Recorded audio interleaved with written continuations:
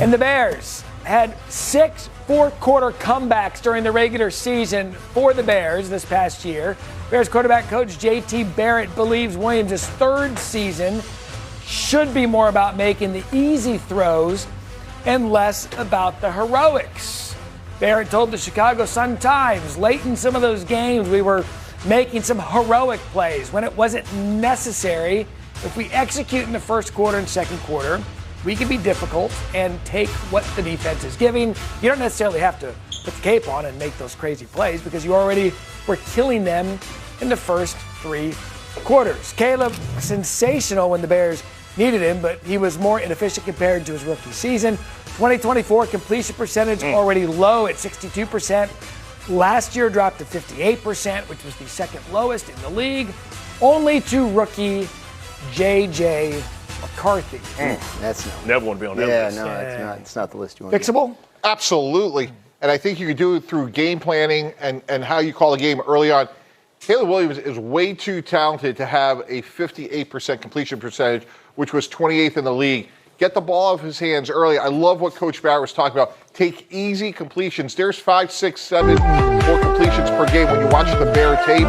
And if you do that, his completion percentage will go up. They will be harder to beat. Sometimes for a young quarterback, it's hard for them to understand the second best thing that happens in a pass is an incompletion. And I know that sounds really basic, but you don't have to take those big sacks and turnovers, and the completion percentage will come. And I think if you're a little bit more conservative game play, the way you call a game early on, we'll see an improved Caleb Williams. And with his upside, he easily can be in the MVP conversation. That was the knock Infantry coming at him out of college. He tried to play hero ball too much and do the unthinkable rather than the smart play. You don't always have to be the main story, character in the story. You talk about greatness is doing the routine things, easily, right? So stepping the ball back, believing in your teammates. They've surrounded him with tremendous talent. Give them the balls in their hands. Let them do the work. They've been there. They're more accustomed to doing it. And you can't continue to rely on this defense getting turnovers because it wasn't a very good defense. They lost a lot of key players. You can't expect them to have that turnover. I can't see them having that turnover rate that they had,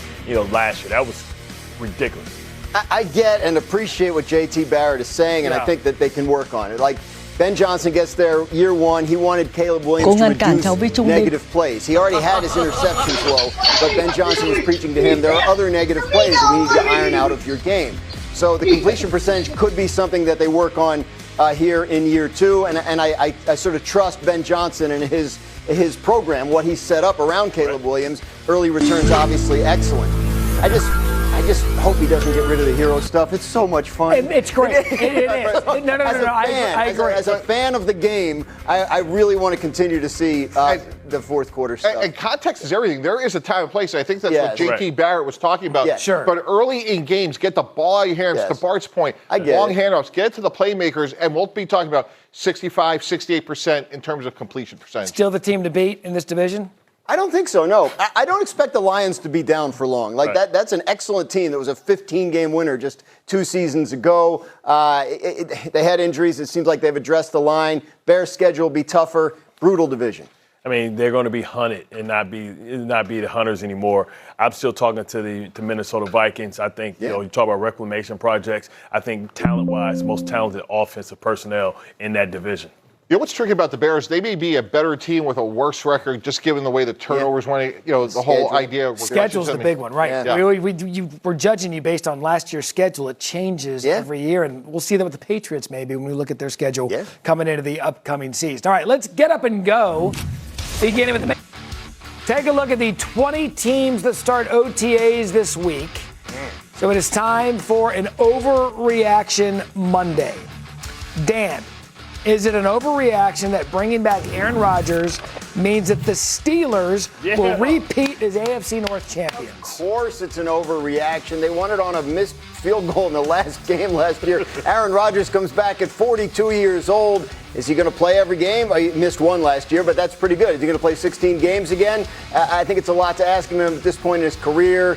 I just think they're going to get a pretty tough challenge this year. Let me put it that way. Okay, so an overreaction theirs, and who do you think is the best team in that division? I'm, of course, go to Baltimore Ravens.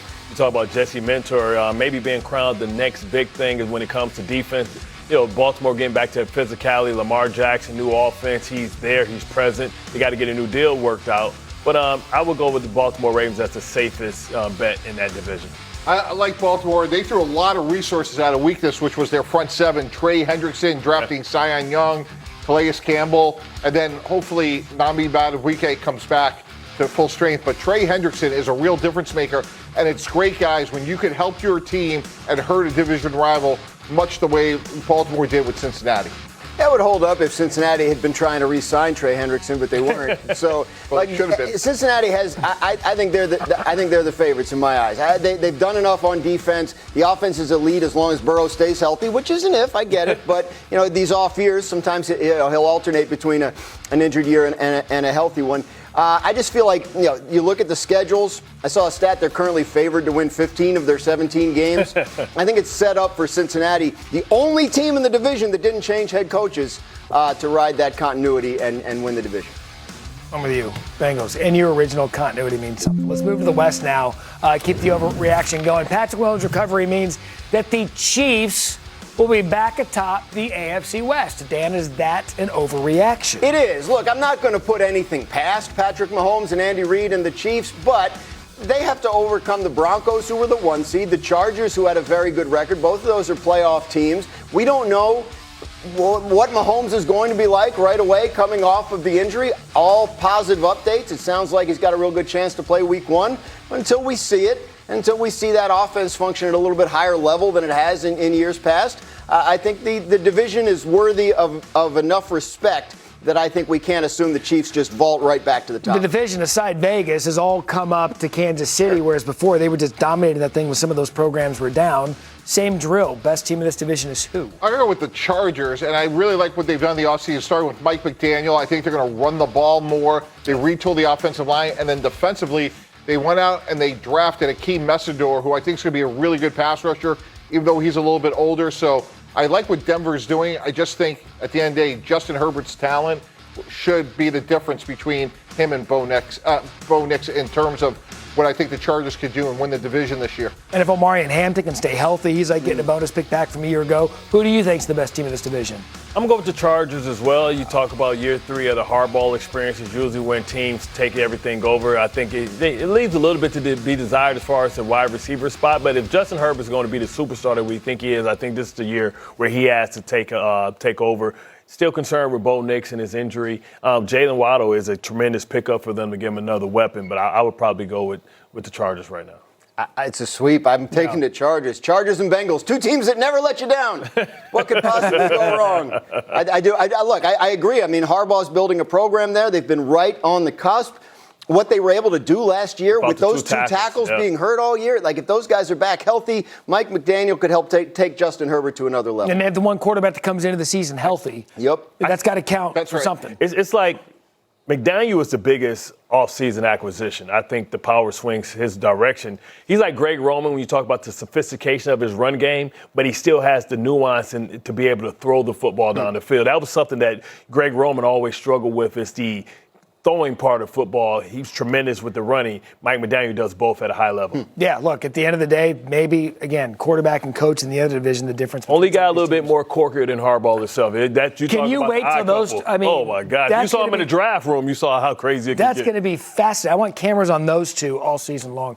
Finally, we switch gears to the NFC. Dan, is it an overreaction that the Rams have done enough this offseason to unseat the defending Super Bowl champion Seahawks in the division and NFC? It's not an overreaction, and that's no disrespect to Seattle either as champions. These 2 teams were as close as it could possibly be last year. You're talking about an absent-minded failure to pick up a 2-point conversion, a loose ball in the end zone on what later became a 2-point conversion, being the difference between being the 1 seed in the conference and a wild card. Obviously, the Rams are right there. They've addressed the secondary.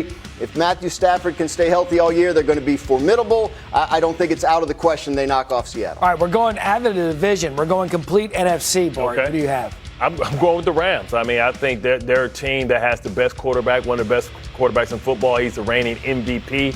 I think, to be able to address the special teams was really what killed them. If they just had average special team play, I think they would have been in the playoffs in the number 1 seed. And now you add the fact that they went out and get McDuffie to be able to handle that back end. That front end is only going to get better with those young, talented pass rushers. Plus, they have Ty Simpson now, so. Yeah, I'm going Seattle. As Dan mentioned, 3 games by 7 points. But legit. Seattle's quarterback is younger. He'll get better. And the Rams quarterback is holding on. And Jadarian Price, first-round pick, more explosive than Kenneth Walker. So you believe in redemption stories, but you don't believe in Deshaun Watson?